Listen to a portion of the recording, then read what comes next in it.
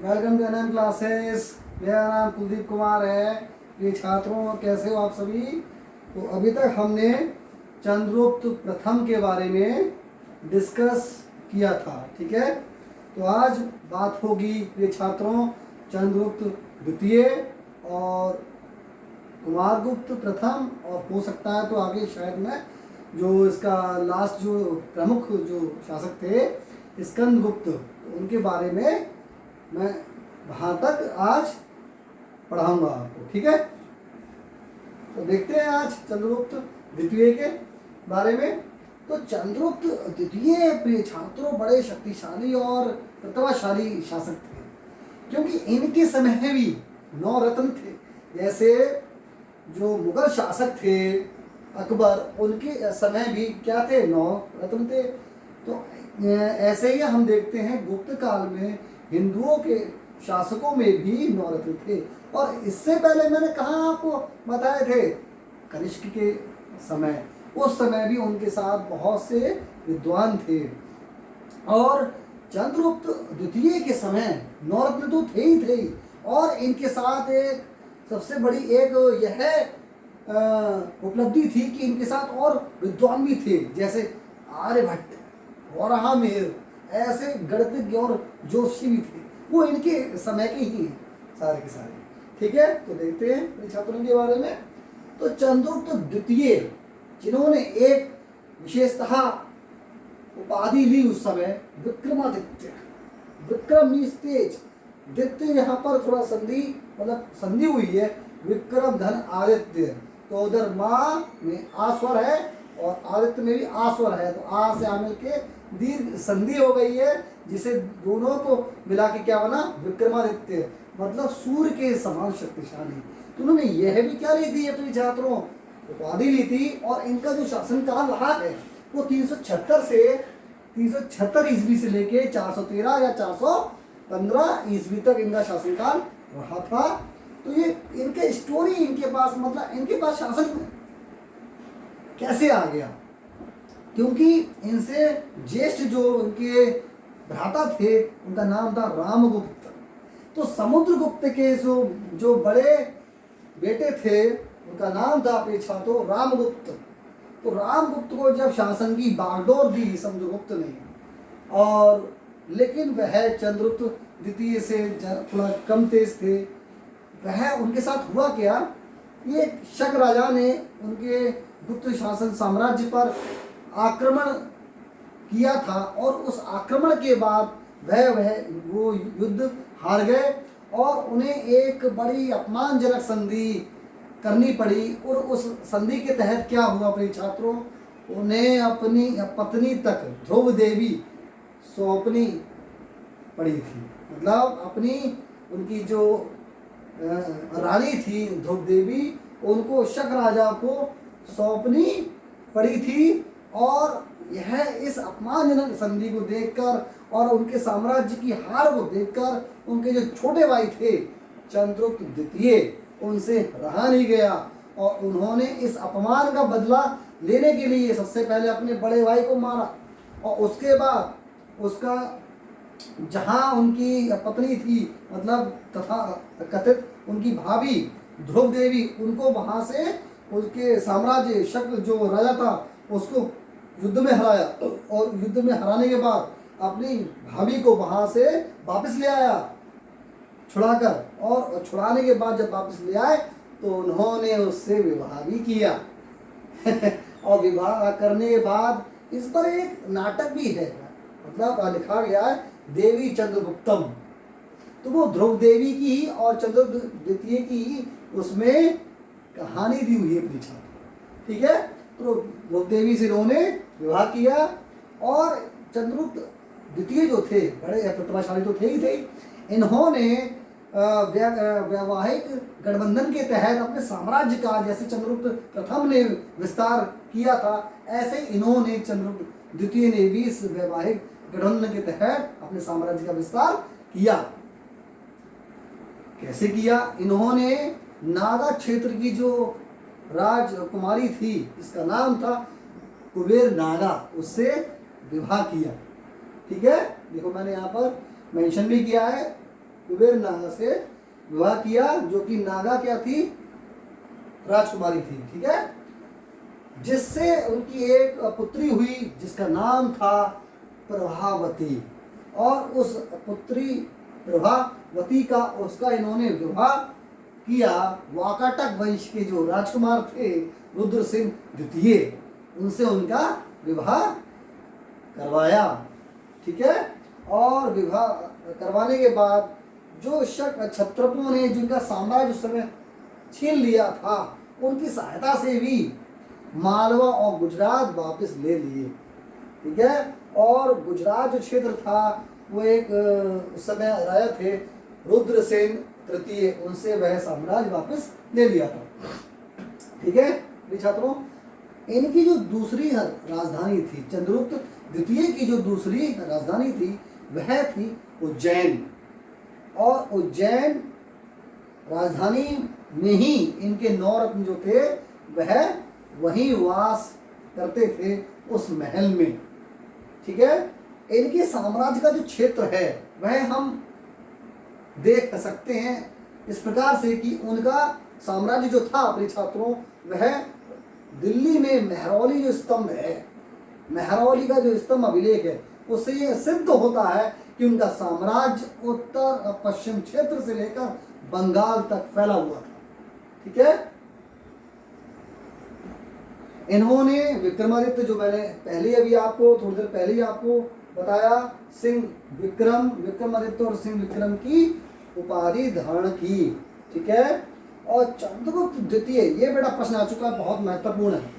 चंद्रगुप्त द्वितीय पहले ऐसे शासक थे जिन्होंने चांदी के सिक्के जारी किए थे। हाँ बिल्कुल सही बात है, चंद्रगुप्त द्वितीय ऐसे पहले शासक थे जिन्होंने चांदी के सिक्के जारी किए थे, ठीक है। और ऐसा ही नहीं उन्होंने केवल जो चांदी के सिक्के थे वही जारी उन्होंने किए थे, ऐसा नहीं है, उन्होंने सोने के भी सिक्के जारी किए, तांबे के भी सिक्के जारी किए, लेकिन चांदी के सिक्के सबसे पहले जारी करने वाला जो शासक था अपने छात्रों गुप्त साम्राज्य में, वह थे चंद्रगुप्त द्वितीय, ठीक है। तो सोने के सिक्के जो जारी किए, उन सोने के सिक्कों को एक संज्ञा दी गई जिसका नाम था दिनार, ठीक है। तो दिनार जो था वह, ये प्रश्न भी आ चुका है, दिनार क्या थे वह प्रिय छात्रों, दिनार जो थे चंद्रगुप्त द्वितीय के द्वारा जारी किए गए सोने के सिक्के थे, ठीक है। क्या नाम था उनका, दिनार, महत्वपूर्ण है ये बेटा, ठीक है। इनकी जो इनका जो शक्तिशाली जो प्रभाव था उसको हम देखते हैं, उसके साक्ष्य कहाँ से मिलते हैं, उदयगिरी गुफा अभिलेख से इनकी दिग्विजय, और पूरे विश्व में इनका ऐसा कहा जाता, थोड़ा बड़ा चढ़ाकर तो आप जानते ही हो छात्रों, कहीं ना कहीं किसी शासक के बारे में उनके कवियों ने या उनके दरबारों ने उनको उनके बारे में उसको विस्तृत किया है और लिखा भी है। तो हम इसमें देखते हैं कि उदयगिरी गुफा अभिलेख से यह मतलब ये साक्ष्य प्राप्त होते हैं कि इनका साम्राज्य बहुत विशाल साम्राज्य था अपने छात्रों, और विश्व में बहुत जो इन्होंने जीत हासिल की थी, ठीक है। इसमें तो यहाँ तक दर्शाया गया है कि संपूर्ण विश्व पर इन्होंने जीत हासिल की थी, ठीक है। ये प्रश्न आ चुका है प्रिय छात्रों, ये एक उसमें आता है कालानुक्रम में। तो कालानुक्रम में कैसे आता है कि चीनी यात्री फाहियान, इसके 2 नाम थे, जैसे वेंसांग और जॉन जेंग, ऐसे इनका नाम था प्रिय छात्रों, चीनी यात्री फाहियान या फॉक्सियान। अपर लेवल का कोई भी एग्जाम होगा तो उसमें फाहियान की जगह क्या नाम आ सकता है, फॉक्सियान, और वरना लोअर लेवल के एग्जाम में तो प्रिय छात्रों आपको फाहियान नाम ही मिलेगा। तो फाहियान या फॉक्सियान जो थे चीनी यात्री, वो चंद्रगुप्त द्वितीय के शासनकाल में आए थे, ठीक है। उज्जैन में इनके क्या थे वो मैंने आपको अभी थोड़ी देर पहले ही बताया था कि क्या थे इनके उज्जैन में 9 रत्न थे। इससे पहले रत्न थे कालिदास, हाँ जी, कालिदास चंद्रगुप्त द्वितीय के समय के ही थे। तो कालिदास एक कौन थे, एक संस्कृत कवि थे, नाटककार थे, और इन्होंने अभिज्ञान शकुंतलम, जो कि विश्व का माना हुआ नाटक है प्रिय छात्रों। ठीक है, माल विकाग्न मित्रम, विक्रमोपशियम, इन्होंने ये नाटक भी लिखे हैं। इनके बारे में आपको अभी थोड़े मतलब जब चौथी क्लास इसकी होगी तब मैं आपको कालिदास के जो थोड़े नाटक हैं जिसमें से प्रश्न भी आ जाते हैं, जैसे कुमार संभवम में क्या क्या है, मतलब किस किस के बारे में उनके जिक्र उसमें किया गया है। जैसे कुमार संभवम में भगवान शिव और उनकी पत्नी माता पार्वती से जो जन्मे पुत्र हैं कार्तिकेय, उनकी उसमें कथा का विवरण दिया गया है। तो ये प्रश्न उसमें से पूछ लेता है। ठीक है, तो मैं आपको, लेकिन मैं दूसरी या इसके बाद जो चौथी क्लास होगी उसमें मैं आपको विस्तृत रूप से कालिदास के जो नाटक हैं उनके बारे में थोड़ा थोड़ा मैं आपको समझा दूंगा। ठीक है मेरे छात्रों, इनके बाद जो आए वो थे अमर सिंह। तो कौन थे भाई? ये संस्कृत कोश निर्माता थे। ठीक है, और जिसके 3 हिस्से हैं, संस्कृत कोश निर्माता थे ये। और इन्होंने जो संस्कृत कोश लिखा वो मैंने यहाँ पर प्रिय छात्रों लिखा नहीं है, लिख देता हूँ। उसका नाम था अमर कोश, नाम था प्रिय छात्रों अमर कोश। इसके 3 हिस्से थे। तो इन 3 हिस्सों में लगभग 10,000 शब्दों का प्रयोग हुआ। ठीक है, और तीसरे जो इनके रत्न थे उनका नाम था वराहमिहिर। ठीक है, ये कौन थे प्रिय छात्रों? प्रसिद्ध गणितज्ञ, ज्योतिषी। और इनकी जो 3 प्रमुख पुस्तकें लिखी हुई हैं वो हम देख लेते हैं। पहली थी पंच सिद्धांतिका, जिसमें क्या क्या दिया हुआ है? गणितीय खगोल विज्ञान, ये इसकी विशेषता है। फिर है वेदांत ज्योतिष, जिसमें 5 पूर्व खगोलीय सिद्धांत हैं। इसमें पहला है सूर्य सिद्धांत, दूसरा है रोमक सिद्धांत, तीसरा है पॉलिसा सिद्धांत, चौथा है वशिष्ठ सिद्धांत और 5वां है पैतामह सिद्धांत। तो प्रिय छात्रों ये 5 सिद्धांत उसमें दिए हुए हैं। ठीक है, और फिर तीसरा है बृहद संहिता और बृहद जातक, इसमें वैदिक ज्योतिष से ये संबंधित है। ठीक है, मैं आपको बताऊंगा कि बृहद संहिता में क्या दिया। बृहद संहिता में ज्योतिष, ग्रहों की चाल, कितना पुराना हमारा इतिहास है प्रिय छात्रों, आप देखें, है ना। ज्योतिष, ग्रहों की चाल, ग्रहण, वर्षा, बादल, वास्तुकला, ठीक है, फसलों की वृद्धि, इत्र का निर्माण, ठीक, विवाह, घरेलू संबंध, रत्न मोती और अनुष्ठानों का संकलन, ये सब का सब आपका बृहद संहिता में है। और बृहद जातक में क्या है प्रिय छात्रों? वैदिक ज्योतिष की ये मानी हुई पुस्तक है। ठीक है, वो कि ये तीनों पुस्तकें जो मुख्य थी वो वराहमिहिर के द्वारा लिखी गई थी। तो प्रिय छात्रों अब मैं साइड से हट जाता हूँ, आप इसका स्क्रीनशॉट ले लीजिए। ठीक है,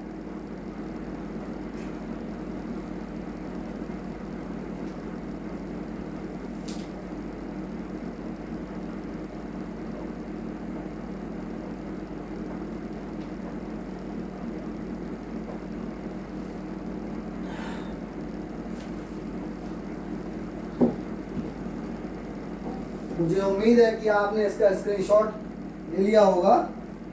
ठीक है,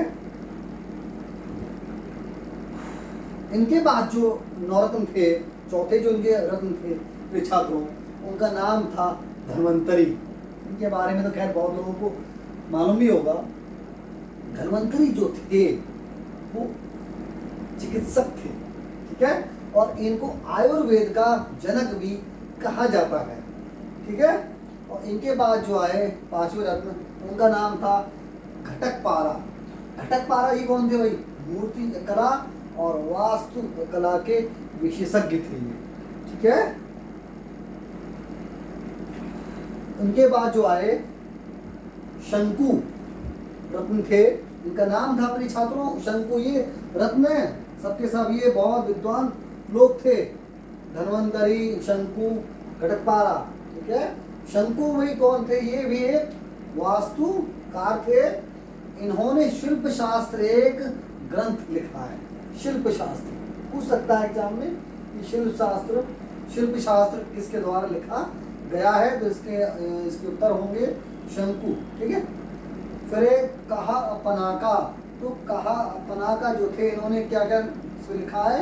ये महान ज्योतिषी थे और इन्होंने प्रिय छात्रों ज्योतिष्य शास्त्र लिखी।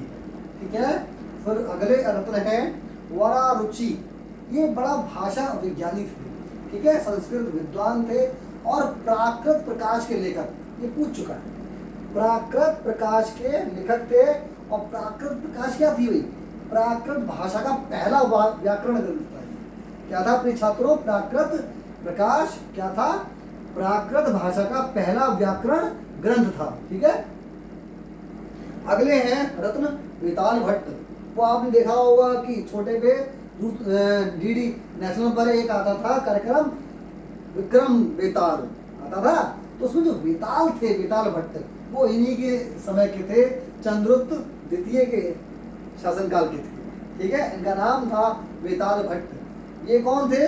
ये छात्रों आपको मालूम ही होगा, जिसने वो नाटक देखा होगा उसको थोड़ा बहुत उसके बारे में जानकारी रही होगी। ठीक है। इनका नाम था वेताल भट्ट। तो ये कौन थे प्रिय छात्रों? जादूगर थे, ये जादूगर थे और इन्होंने मंत्र शास्त्र लिखा था। अब बात करते हैं कुमारगुप्त प्रथम के बारे में। ठीक है।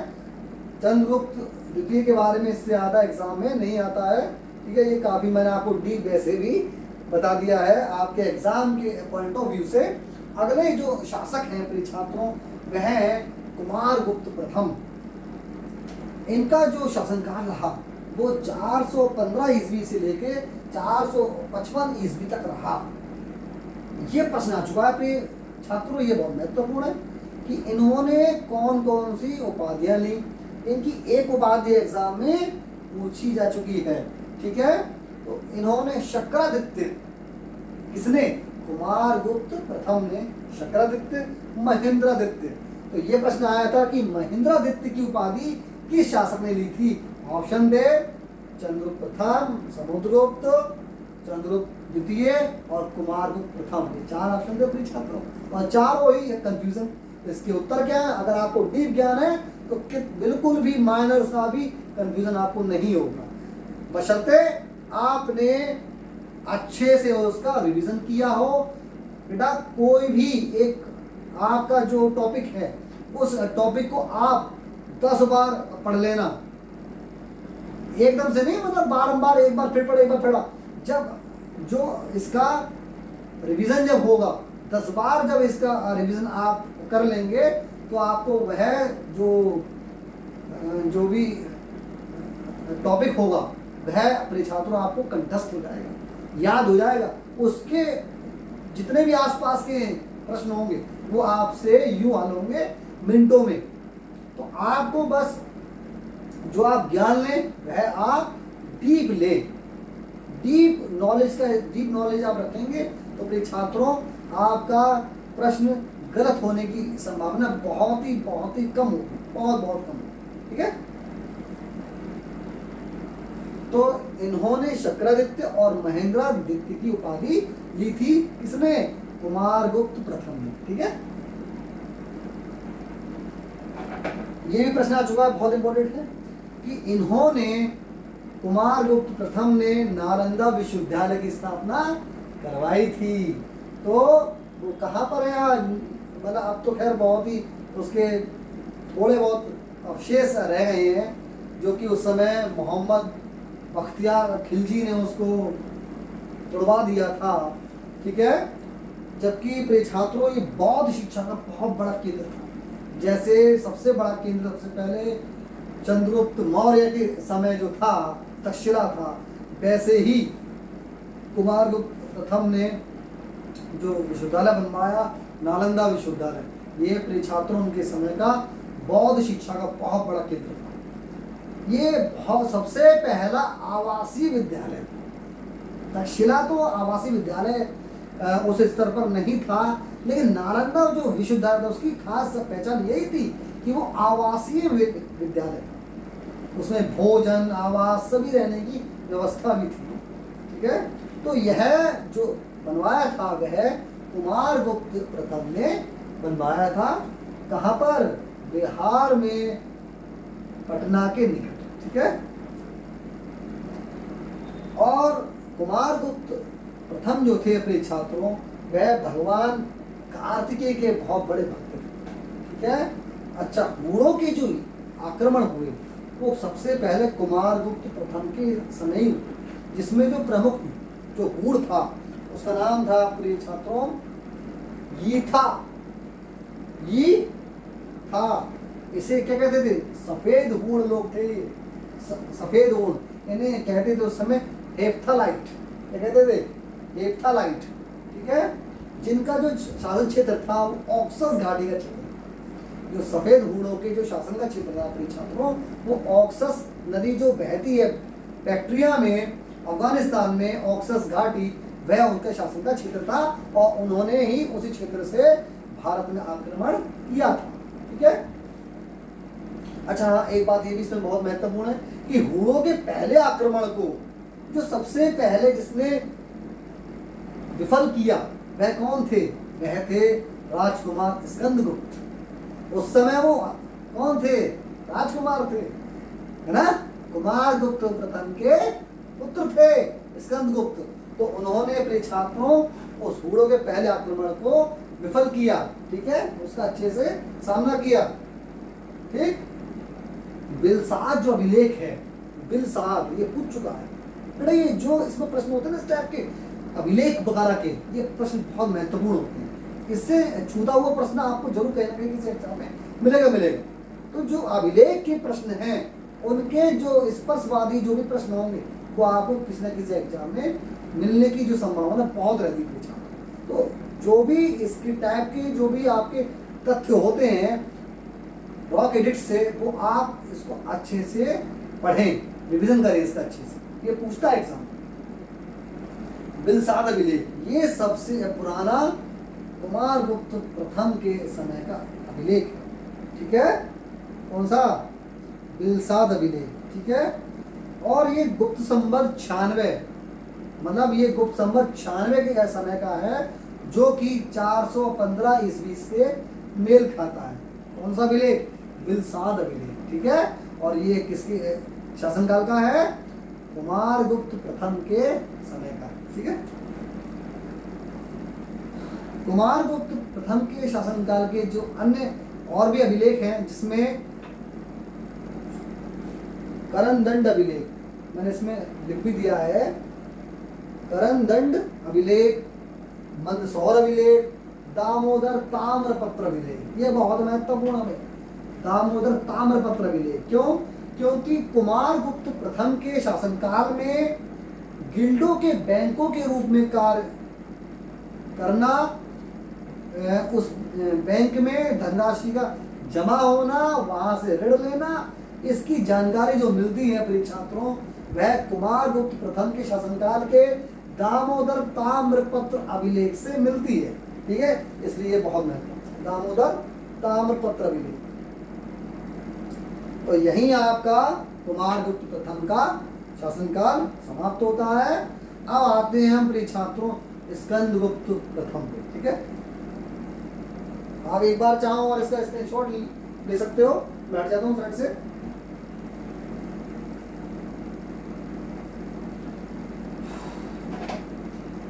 रफ कर देते हैं।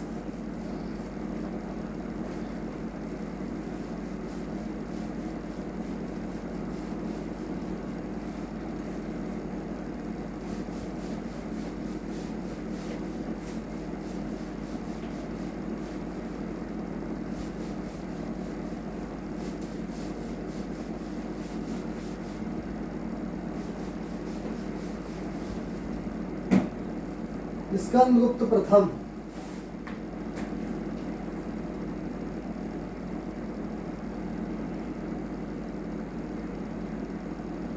शासनकाल आएगा प्रिय छात्रों 455 ईस्वी से लेके 467 ईस्वी तक। ठीक है, स्कंदगुप्त ने सफलतापूर्वक हूणों का आक्रमण का सामना किया था। ठीक है, उनके शासन का जूनागढ़ और गिरनार अभिलेख बताता है कि स्कंदगुप्त प्रथम ने स्कंदगुप्त प्रथम के गवर्नर पर्णदत्त ने सुदर्शन झील का जीर्णोद्धार करवाया। देखो आप ये देखो कि सुदर्शन झील का कितनी बार जीर्णोद्धार हुआ। सबसे पहले चंद्रगुप्त मौर्य के शासनकाल में वह ये झील बनी, है ना। और उसके बाद कौन थे जो इसका फिर से मतलब जीर्णोद्धार हुआ, वो किस शासन के समय हुआ था, किस शासक के समय हुआ था अपने छात्रों? वह थे रुद्रदमन प्रथम शक क्षत्रप। और इसके बाद यह आए गुप्त काल के गुप्त साम्राज्य के शासक, इनका नाम क्या है? स्कंदगुप्त प्रथम। तो इनके गवर्नर ने भी सुदर्शन झील का फिर से जीर्णोद्धार करवाया। तो कितनी महत्वपूर्ण झील थी। लिखते हैं, ये प्रश्न आ सकता है, इंपॉर्टेंट है। गिरनार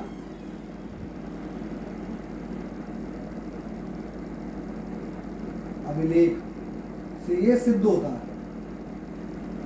ठीक है, या जूनागढ़ अभिलेख।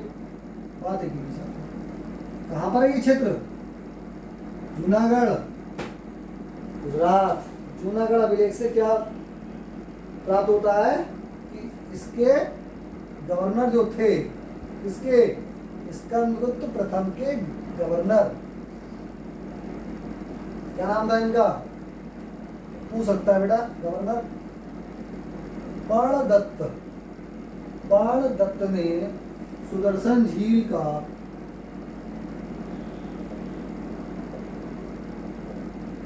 जीर्णोद्धार कराया, ठीक है।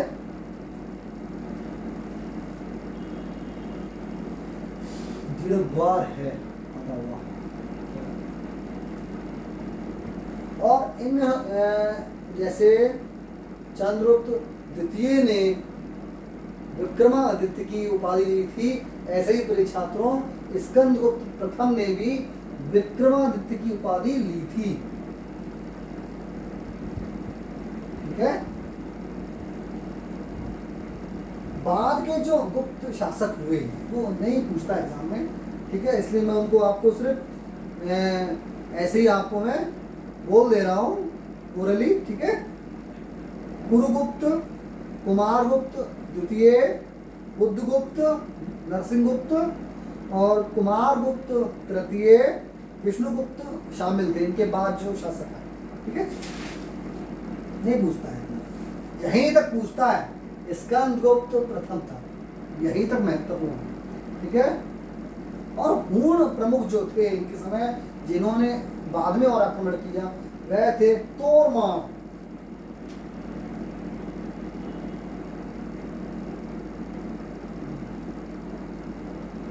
तोरमाण ये होड़ों के प्रमुख थे, जिन्होंने इनके समय आक्रमण किया था, ठीक है। तो इन्होंने तोरमाण ने भोपाल के निकट एरण तक विजय हासिल की। भोपाल के निकट ये कहाँ तक पहुंच गए थे? भोपाल के निकट मतलब मध्य प्रदेश तक, इनके शासन क्षेत्र तक ये हूण पहुंच गए। कितने शक्तिशाली हो गए थे ये हूण। तो हूणों के प्रमुख जो थे तोरमाण, ये भोपाल के निकट एरण तक विजय हासिल की, ठीक है। बाणभट्ट ने हर्ष चरित्र में हूणों के आक्रमण का उल्लेख किया है। तो मतलब बाणभट्ट ने हर्ष चरित्र में इनका उल्लेख किया है, हूणों के आक्रमण का। पूछ सकता है एग्जाम में, एग्जामिनर है वो तो बेटा कुछ भी पूछ सकता है आपके एग्जाम के हिसाब से, है ना। हूणों के आक्रमण का बाणभट्ट ने हर्ष चरित्र में उल्लेख किया। इसमें 485 ईस्वी तक हूणों ने आज के पंजाब, मतलब 485 ईस्वी तक हम देखते हैं इन्होंने आज के पंजाब, राजस्थान, कश्मीर, पूरी माला, मध्य भारत के हिस्से पर कब्जा कर लिया था। कौन क्षेत्र पे? पंजाब, कश्मीर, पूर्वी मालवा, ठीक है, और राजस्थान। तो इस क्षेत्र पर इन्होंने 485 ईस्वी तक शासन, मतलब वहां तक कब्जा कर लिया था। किन्होंने? हूणों ने। ठीक है। 515 ईस्वी में तोरमाड़ के बाद उसके पुत्र थे मिहिरकुल, उन्होंने सत्ता हासिल की। कब? 515 ईस्वी में तोरमाड़ के पुत्र मिहिरकुल, मिहिरकुल इंपॉर्टेंट है भाई, इसको भूलना नहीं है। 515 ईस्वी में तोरमाड़ के पुत्र मिहिरकुल ने सत्ता हासिल की, जो कि तानाशाह और प्रतिमाधुषक था। ठीक है। कल्लड़ की राग तरंगिणी में मिहिरकुल की क्रूरता का उल्लेख है। ठीक है। और हुमायूं शाह ने भी उसका उल्लेख किया। तो किस किस के ग्रंथों में उसका उल्लेख है वो लिखना बहुत महत्वपूर्ण है, पूछ सकता है। कल्लड़ की राज तरंगिणी, कल्लड़ की राज तरंगिणी में उल्लेख है किसका? मिहिरकुल का। और उल्लेख किसका? मिहिरकुल का। और हुमायूं शाह,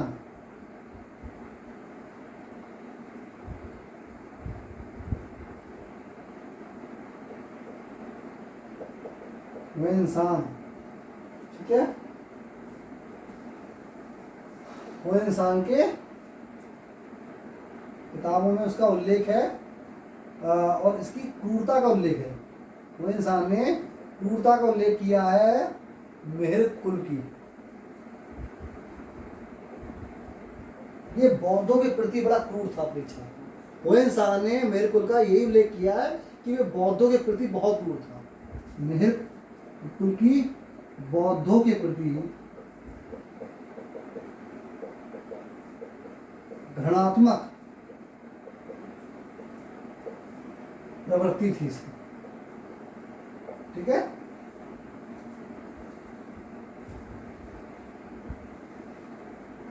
जो आखिरकार मालवा के यशोधर्मन, गुप्त वंश के नरसिंहगुप्त बरादित्य और मौखरियों के हाथों पराजित हुआ। ये हारा किससे? ये आप लिख लो, ये बहुत महत्वपूर्ण हो सकता है। मालवा के यशोधर्मन, मालवा के यशोधर्मन और गुप्त शासक कौन थे? नरसिंहगुप्त। इनका नाम पूछ सकता, मैंने आपको बता दिया। नरसिंहगुप्त के हाथों मिहिरकुल पराजित हुआ, पराजित हुआ। ठीक है। और मौखरियों में देखते हैं तो बरादित्य के हाथों पड़ा। ठीक है। मालवा का यशोधर्मन जो था वो औलिकारा सामंती वंश से संबंधित था। उसने उत्तरी भारत पर मिहिरकुल पर विजय के उपलक्ष्य में 532 स्तंभ स्थापित करवाए थे। ठीक है। मतलब मिहिरकुल पर इन्होंने जब विजय प्राप्त की मालवा के यशोधर्मन ने, तब इसने 532 स्तंभ स्थापित करवाए थे। ठीक है। किसने? यशोधर्मन ने। ठीक है।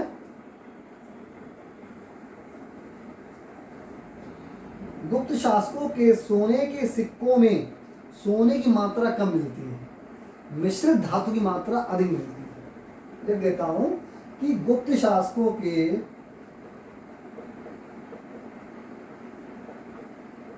सोने के सिक्कों में, हो सकता है सोने के सिक्कों में सोने की मात्रा कम मिलती है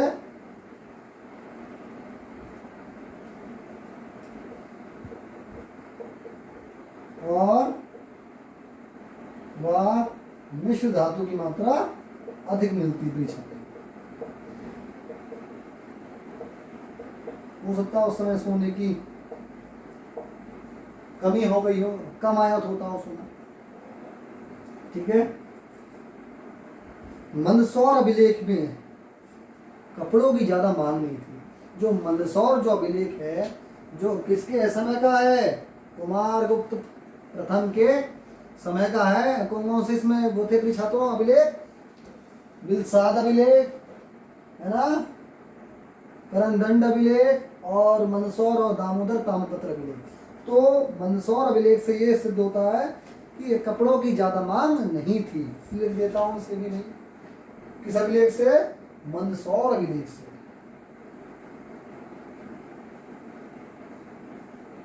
सिद्ध होता है। ठीक है। गुप्त साम्राज्य के पतन का परिणाम उत्तरी भारत के विभिन्न हिस्सों में थानेसर के पुष्यभूति, कन्नौज के मौखरी और वल्लभी के मैत्रक और उत्तर के चालुक्य, ठीक है, और पल्लव क्रमशः दक्कन और उत्तरी तमिलनाडु में शक्तिशाली मैत्रेय शासक रहे, जिन्होंने गुप्त शासकों को बाद में अपने अधीन कर लिया था। ठीक है। ये कौन थे आपके गुप्त शासक? कुषाणों के अधीन थे। अब इनके बाद इसके साथ ही प्रिय छात्रों गुप्त शासन आपका समाप्त। मतलब गुप्त शासन के जो शासकों का जो भी आपके एग्जाम के अकॉर्डिंग आपका जो सिलेबस है वो गुप्त शासन का समाप्त होता है। बस इसमें आपका रह गया है गुप्त शासकों की अर्थव्यवस्था, गुप्त शासन की अर्थव्यवस्था, सामाजिक व्यवस्था, जो भी इनका एडमिनिस्ट्रेशन है वह रह गया है, वह मैं आपको बताऊंगा। लेकिन इससे पहले प्रिय छात्रों में आपको समझाऊंगा वाकाटक वंश, बहुत महत्वपूर्ण है। वाकाटक वंश से और गुप्त शासक के गुप्त शासन से, गुप्त साम्राज्य से प्रश्न आते हैं।